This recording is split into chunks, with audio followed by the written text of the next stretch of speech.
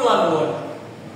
Tepangaken nami kula Muhammad Alifian Miftahul Huda saking nomor pundi 3. Badhe nyarasaken dongeng kanthi irah-irahan tikus sing serakah.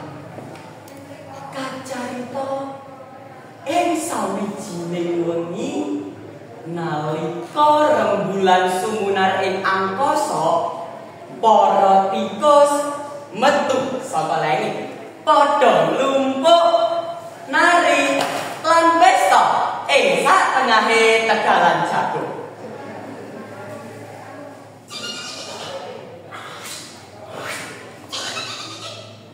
Para tikus mangan jagunge Pak Tani sing wis meh panen.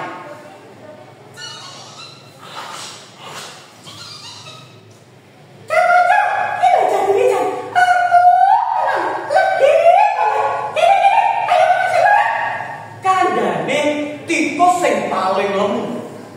Para tikus mloncat mrono, mloncat mrene saka wit siji nganti wit sijine. Grogoti bonggol siji ganti bonggol liyane. Prasasan jange Pak Tani wis arep entek sisane tikus-tikus kuwi mau. Ing pinggiring sawah ana kadal sing lagi gantekake polahe para tikus kuwi mau. Alon-alon kadal nyekak banjur ngomong, "Gusti Gus, yen maneh bisa dikuwe wae. Ojo sategalan kok rusak. Amarga sawah lan tegalan iki sing mari urip kanggo menungso lan awak dhewe kewan sing urip ana kene." Krungu omongane kadal, tikus mansu.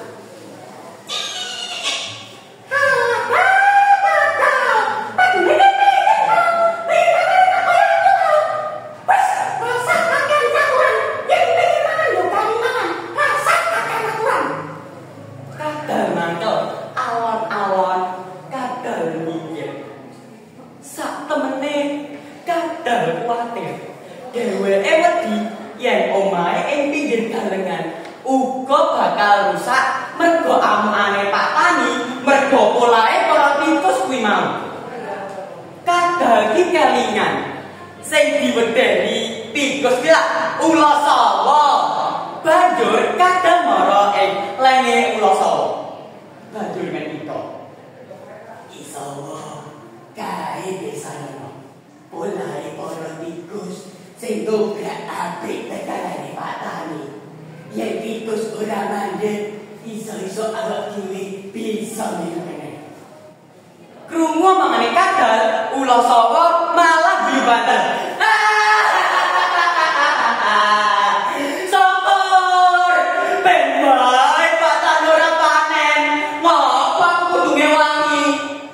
Pak Tani kae lho wis bola-bali arep mateni aku. Amarga aku dianggep bebayani. Koncoku, dulurku padha dipateni.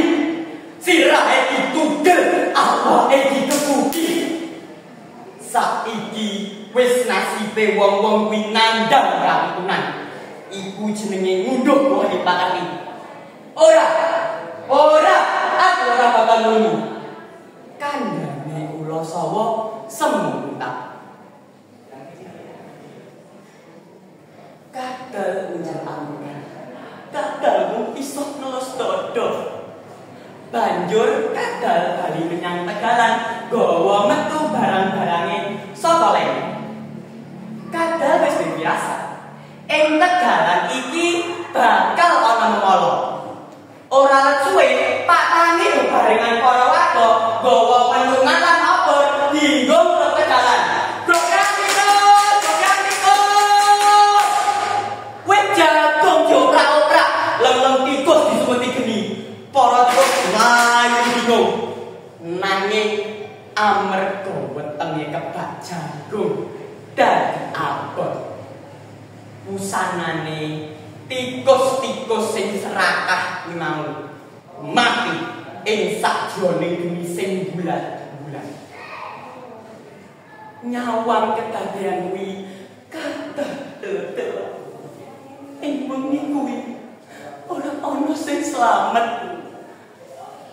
Tandurane Pak Tani lene kadal.